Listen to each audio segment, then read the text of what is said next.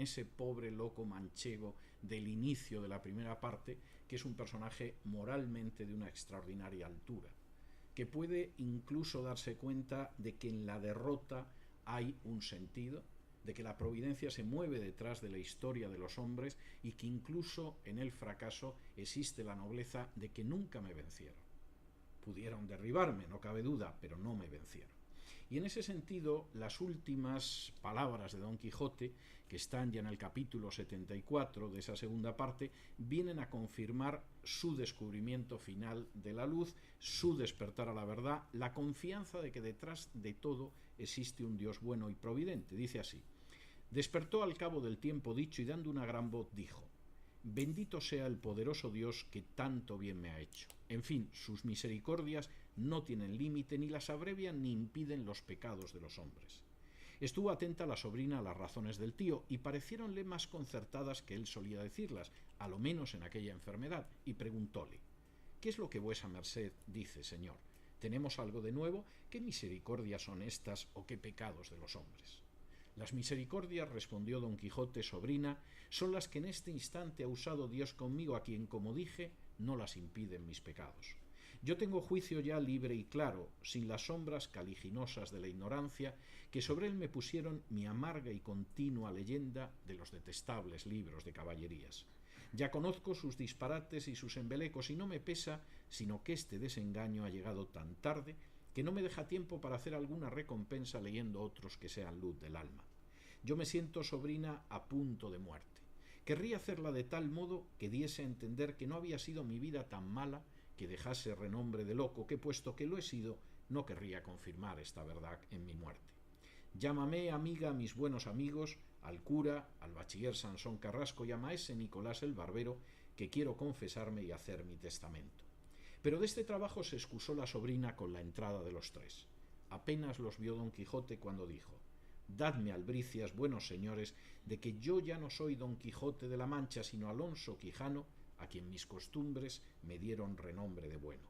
Ya soy enemigo de Amadís de Gaula y de toda la infinita caterva de su linaje. Ya me son odiosas todas las historias profanas de la andante caballería. Ya conozco mi necedad y el peligro en que me pusieron a haberlas leído. Ya, por misericordia de Dios, escarmentando en cabeza propia, las abomino. En este sentido, Cervantes, al llegar al final de su obra, ha mantenido el objetivo inicial, por supuesto, hacer una crítica feroz contra los libros de caballerías, pero también ha llegado a un objetivo que posiblemente no se marcó al principio y que es muchísimo más profundo.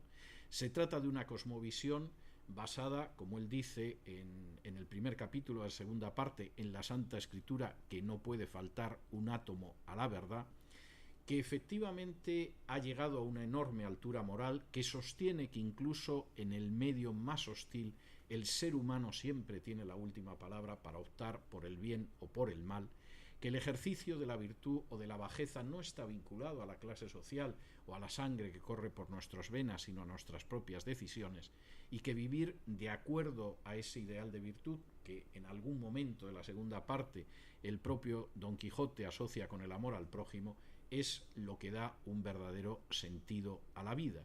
El lograrlo al final, a juicio de Cervantes, como dice por boca de Don Quijote, solo es posible cuando ese sujeto se sustenta en medio de derrotas y de sinsabores, de ser derribado pero no vencido, de intentar mantenerse íntegro en medio de la derrota, en la fe de un Dios que actúa en la historia, que es bueno, que es justo y que es providente. Y posiblemente eso explica que al final Cervantes y Don Quijote fueran arrojados en el olvido no muchos años después de su muerte. Cervantes y Don Quijote no sostenían la visión ideal del imperio, que si él hubiera seguido sosteniendo en la segunda parte como en la primera hubiera sido aceptable, sino que era un hombre que veía con una óptica totalmente distinta, con cristales diferentes, lo que era la realidad española. De ese olvido lo acabarían recuperando en el siglo XVIII precisamente gente que no era española y que tiene bastante lógica. Y tengo que decir que todavía el entusiasmo que yo he percibido por Don Quijote en países aparentemente tan lejanos de España como es el caso de Rusia no deja de ser llamativo, pero precisamente porque en muchos aspectos Cervantes fue más allá de donde fueron algunos de los grandes novelistas rusos. Claro que en esta vida a veces conseguir lo que se busca nos demuestra que no merecía intentar conseguirlo. Claro que en esta vida, efectivamente, en algún momento podemos encontrarnos con que nos han derribado, pero como dice aquí, incluso cuando algunos piensan que se perdió la honra, no se puede perder, ni hay que perder, la virtud de cumplir la palabra y vivir de acuerdo a ese ideal. Muchísimas gracias.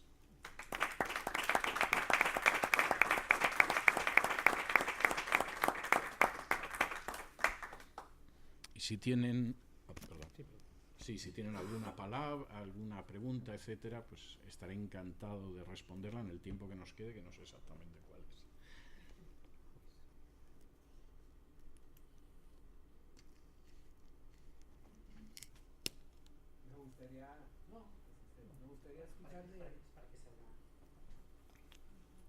Me gustaría escuchar de su voz el discurso que le da Don Quijote a Sancho para ser gobernador.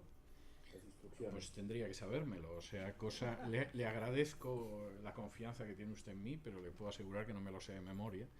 Pero vamos a ver, esa es una de las cimas del Quijote. Es decir, el discurso de Don Quijote aconsejándole a Sancho lo que tiene que hacer cuando vaya a gobernar a la ínsula Barataria es una de las cimas del Quijote. Eso es inconcebible con los personajes de la primera parte. Hay quien dice, creo que es erróneo, pero no deja de ser significativo, que en la segunda parte Don Quijote se hace más práctico y Sancho se hace más idealista. Yo creo que no, simplemente son personajes que, como el propio Cervantes, han madurado con el paso del tiempo. Y en ese discurso, en ese conjunto de máximas morales que Don Quijote le da a Sancho y en la que le habla de cómo tiene que mantener la vara de la justicia, y la vara de la justicia no tiene que doblegarse por el peso del dinero, sino quizá por la compasión, en la que se habla de cómo tiene que tratar con corrección a todos sin pararse por la sangre o la posición social que tengan, etcétera, etcétera. Hay prácticamente contenido una especie de manual de buen gobierno. Y es verdaderamente extraordinario, y es una de las muestras de cómo el Cervantes de la segunda parte y sus personajes han ido muchísimo más lejos de lo que es la primera parte. Yo creo que el Quijote es una obra maestra gracias a la segunda parte. Si no, sería una buena novela nada más, si fuera la primera parte. Y sobre todo lo que es tremendo es el triple salto mortal que da Cervantes al final de la segunda parte. Es decir, en esta vida puede ser muy frustrante no conseguir aquello que deseamos, pero conseguir aquello que deseamos puede de pronto demostrarnos que fue un fracaso, que no era lo que teníamos que haber buscado. Y eso que, insisto, en otros autores, desde luego Dostoyevsky los hubiera triturado al llegar a esa conclusión. Sin embargo, Cervantes salva a sus personajes en ese momento, porque de pronto ellos entienden con mucha más profundidad en el mundo en el que verdaderamente viven, no el mundo de las apariencias. Es curioso que además en la segunda parte del Quijote buena parte del mundo de las apariencias no depende de Don Quijote.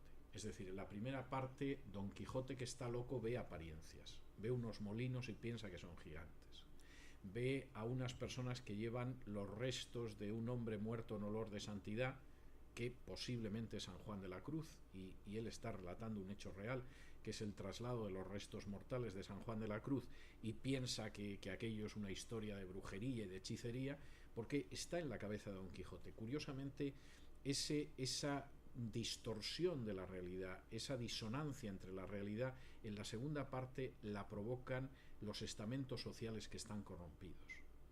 No es Don Quijote el que ve a Clavileño, son los duques los que crean a Clavileño y le suben encima de él.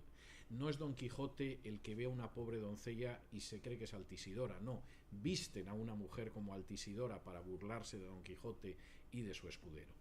Y en ese mundo donde de pronto el engaño ya no nace de la cabeza de un pobre hidalgo loco, sino que nace de la bajeza moral de determinadas clases sociales, sin embargo al final se impone la inmensa integridad de esa persona que descubre, incluso después de conseguir lo que pensaba, que ese no es el éxito, y que el éxito discurre en torno a categorías espirituales y a categorías morales. Es un libro realmente extraordinario. Sí. Cuando nos enfrentamos a la lectura del Quijote, como usted bien ha dicho antes, todos los que tenemos una cierta edad nos lo han obligado en la escuela.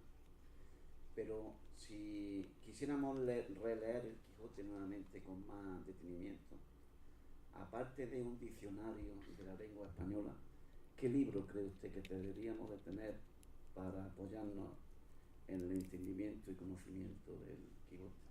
Verá usted, hace cosa de 5 años estuve dando un campus literario del Quijote. Y cuando di la última conferencia del campus literario, una de las personas que la había estado escuchando, además muy, muy emocionado, aplaudió mucho, levantó la mano y me dijo: ¿qué versión utiliza usted del Quijote? Porque yo lo he leído y nunca había visto eso que acaba usted de contar.